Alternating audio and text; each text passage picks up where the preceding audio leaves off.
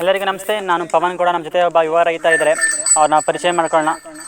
Sir, ನಿಮ್ಮ ಪರಿಚಯ ಮಾಡ್ಕೊಳ್ಳಿ. ಸರ್, ನಮ್ಮ ಹೆಸರು ನಂಜನಸ್ವಾಮಿ ಅಂತ.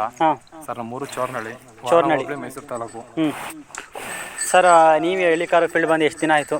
ಸರ್, ಇಲ್ಲ, ನಮ್ಮ ಅಪ್ಪ ನಮ್ಮ ತಾತರೆಲ್ಲ ಕಟ್ತಿದ್ರು ಸರ್. ನಾವು ಈಗ ಒಂದು ವರ್ಷದಿಂದ ಕಟ್ತಿದ್ರು ಸರ್. ನೀವು ಈಗ ಒಂದು ವರ್ಷದಿಂದ ಕಟ್ತಾ ಇದ್ದೀರ? ಒಟ್ಟಿನಲ್ಲಿ ಹಸು ತಂದು ಸರ್ ಕರು ಹಾಕ್ಸ್ಬೇಕು ಅಂತ ತಂದು ಕರು ಹಾಕ್ಸಾದ್ಮೇಲೆ ಇದು ಓದ್ಸತಿ ಈಗ ಒಂದು 6-7 ತಿಂಗಳಲ್ಲಿ ಇವು ತಂದಿರೋ ಸರ್. ಕರು ಇವು ತಂದಿರೋದು ಒಟ್ಟಿನಲ್ಲಿ ಅಪ್ಪ ತಾತವರೆಲ್ಲ ಮಾಡ್ತಿದ್ರು ಒಟ್ಟಿನಲ್ಲಿ. ಸರ್, ಅವ್ರು ಮಾಡ್ತಿದ್ರು. ಈಗ ಒಟ್ಟಿನಲ್ಲಿ ನೀವು ಸಾಕಬೇಕು ಅಂತ ಹೇಳಿ ಮನ್ಸು ಮಾಡಿ ಸಾಕ್ತಿದ್ದೀರ ಒಟ್ಟಿನಲ್ಲಿ. ಹಂಗಿದ್ರೆ ಸರಿ. ಸರ್, ಈ ಕರುಗಳನ್ನ ಎಲ್ಲಿ ತಂದಿದ್ದು?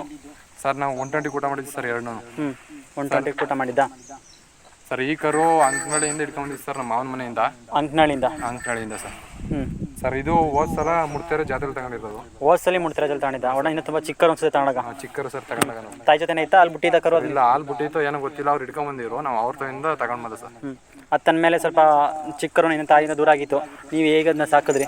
ಸರ್, ನಾವೇನು ಜಾಸ್ತಿ ಏನು ಮೇಂಟೈನ್ ಮಾಡಿದ್ವಿ ಸರ್. ಅದಕ್ಕೆ ಬೂಸ, ಯಾರು ಮೊಟ್ಟೆ ಅಷ್ಟೇ ಕೊಡಿ ಸರ್, ಏನೋ ಕೊಟ್ಟು. ಒಟ್ನಲ್ಲಿ ಕೂಟ ಆಗಿದೆ 2 ಒಟ್ಟಿನಲ್ಲಿ ಈಗ. ಸರ್, ಸುಮಾರಾಗಿ ನಾವು ಸೇರಿಸಿ ನಮ್ಮ ತಕ್ಕ ಮಟ್ಟಿಗೆ ಸೇರ್ಸ್ಕೊಂಡಿದ್ದೀವಿ ಸರ್. ನೀವು ನಿಮ್ಮ ತಕ್ಕ ಮಟ್ಟಕ್ಕೆ ಸೇರಿಸಿದ್ದೀರಾ? ಕೆಲಸಕ್ಕೆ ಏನಾರು ಕಟ್ತಿದ್ದೀರಾ ಸರ್? ಸರ್, ಕೆಲಸ ಎಲ್ಲ ಮಾಡಿದ್ದೀವಿ.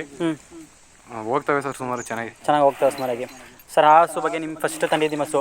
ಆ ಹಸು ಬಗ್ಗೆ ಹೇಳಂಗೆ ಏನು ಹೇಳ್ತೀರಾ? ಸರ್, ಅದು ಮೊದಲನೇ ಸೂಲಲ್ಲಿ ನಾವು ಹಿಡ್ಕೊಂಡಿದ್ವಿ ಸರ್. 2ನೇ ಸೂಲು ಫಲ ಆಗಿತ್ತು. ಫಲ ಆಗಿ ನಮ್ಮ ಹತ್ರ ಬಂದಾಗ ಅದಕ್ಕೆ 6 ತಿಂಗಳಾಗಿತ್ತು. ನಿಮ್ಮ ಹತ್ರ ಬಂದಾಗ 6 ತಿಂಗಳು ಫಲ ಆಗಿತ್ತು. 6 ತಿಂಗಳು ಫಲ ಆಯಿತು. 4 ತಿಂಗಳಿಗೆ ಕರು ಆಗ್ತು ಸರ್. 4 ತಿಂಗಳು ನಮ್ಮ ಹತ್ರ ಇತ್ತು, ಕರು ಆಗ್ತು. ಕರು ಹಾಕಾದ್ಮೇಲೆ ಸರ್, ಅದು ಒಂದು 5-6 ತಿಂಗಳು ಇತ್ತು ಸರ್. ಭಾರಿ ಚೆನ್ನಾಗಿ ಬೆಳೆದ್ಬಿಟ್ಟಿತ್ತು. ಅದೇನೋ ಕಾರಣಾಂತರದಿಂದ ಸರ್ ಕರು ತೀರೋಯ್ತು. ಅದು ಯಾವ ಊರಿಗೆ ಹುಟ್ಟಿದ್ದು, ಏನು ಎಂತ ಅಂತ ಪರಿಚಯ ಇಲ್ಲ ಸರ್? ಅದು ಅಂಕನಹಳ್ಳಿ ಅನಿಲ್ ಅಂತ ಸರ್. ಅವರು ಮೊದಲು ಓರಿ ತಂದಿರೋ ತಮಿಳ್ನಾಡಿಂದ. ಆ ಊರಿಗೆ ಹುಟ್ಟಿರೋ ಸರ್ ಅದು. ಆ ಊರಿಗೆ ಹುಟ್ಟದ. ಇಲ್ಲಿ ನಿಮ್ಮ ಮನೆಗೆ ಬಂದ್ಮೇಲೆ ಕರು ಹಾಕಿದೆಯಾ ಈಗ?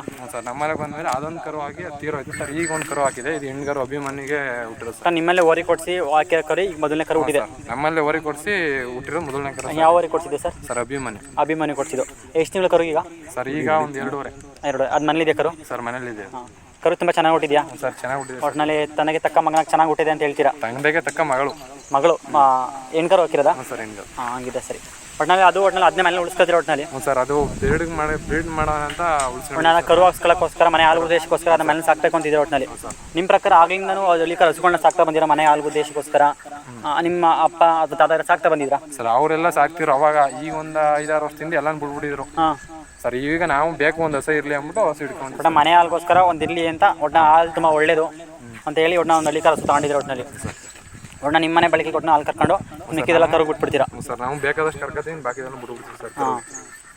ಒಟ್ಟು ತಿರ್ಗಾ ಇನ್ನು ಇದು ಬಂದಿಲ್ಲ, ಒಟ್ಟು ಇದು ಸಮಯಕ್ಕೆ ಬಂದಿಲ್ಲ ಇನ್ನು? ಸರ್, ಸಮಯಕ್ಕೆ ಬಂದಿತ್ತು 3 ತಿಂಗಳಿಗೆ. ನಾವು ಕೊಡ್ಸಿಲ್ಲ ಸರ್. 6 ತಿಂಗಳು ಕೊಡ್ಸೋಣ ಅಂತ. ಮುಂದೆ ಯಾವ ಊರಿಗೆ ಕೊಡಿಸ್ಬೇಕು ಅಂತ ಸರ್ ನಿಮ್ಮ?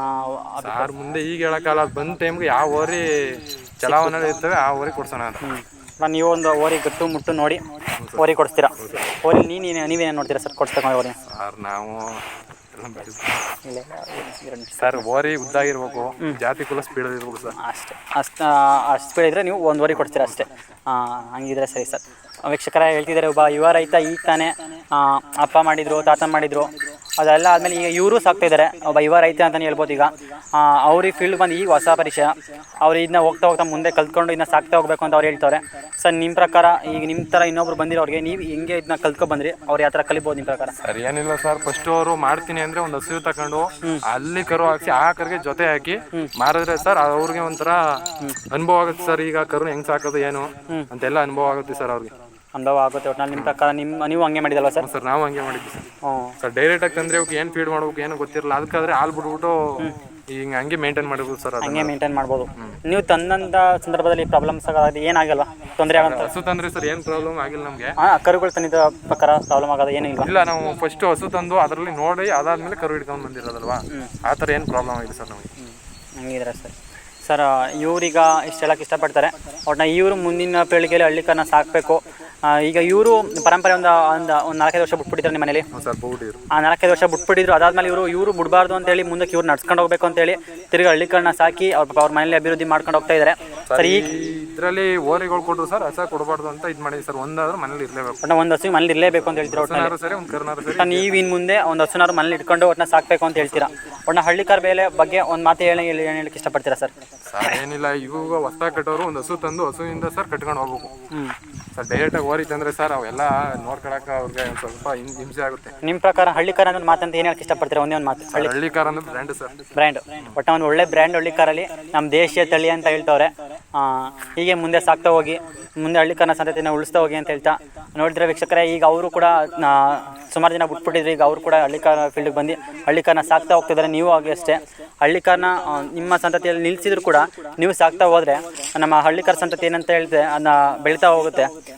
ನೀವು ಸಹ ಹಳ್ಳಿಕಾರನ ಸಾಕಿ ಹಳ್ಳಿಕಾರನ ಉಳಿಸಿ ಅಂತ ಹೇಳ್ತಾ ಈ ವಿಡಿಯೋನ ಎಡ್ ಮಾಡ್ತೀನಿ.